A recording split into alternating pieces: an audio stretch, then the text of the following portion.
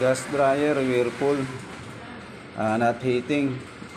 Yung binuksan natin siya, ito na ang nakita natin, oh, yung pinaka-igniter niya basag-basag na.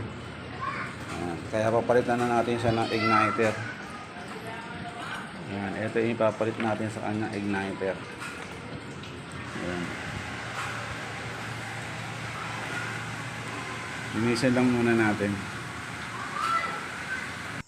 Ayan, nalinisan na natin siya. Kakabit na lang natin yung pinaka-igniter. Ayan, ito yung pinagpalitan. Makikabit na natin yung igniter. Testing na lang natin. Nakakabit na natin yung gasol. Ayan, may laman naman siya. Ayan, set natin yung timer sa very dry, tapos push start. Ayan. Start na yung dry motor.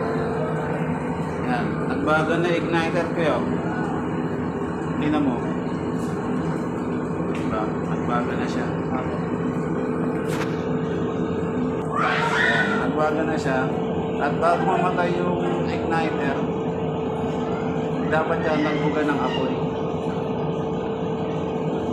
Walang buga ng apoy.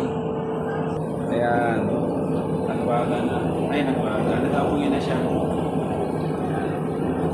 Nasa testing ko lang para at least nakita na natin siya na umikilit na siya. Ayan. Testing ulit natin. Ayan.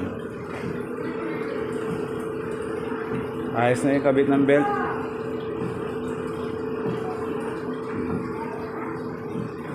Tapos tingnan natin dito kung nagbabaga igniter sa butas. Ayun, nagbabaga oh. Tapos nag-apoy. Diba? Tapos ayos nagkabit ng belt. Okay na yan. Maraming salamat sa lahat ng nanonood. Please like and share. Thank you very much.